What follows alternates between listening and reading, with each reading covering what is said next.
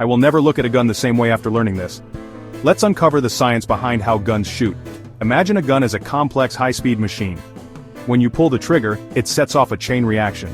First, the firing pin strikes the primer at the base of the bullet. This tiny explosion ignites the gunpowder inside the casing. The rapid expansion of gas from the burning powder generates high pressure, pushing the bullet down the barrel. The rifling, or spiral grooves inside the barrel, make the bullet spin, stabilizing it for a more accurate flight. And just like that, the bullet exits the barrel at an incredible speed.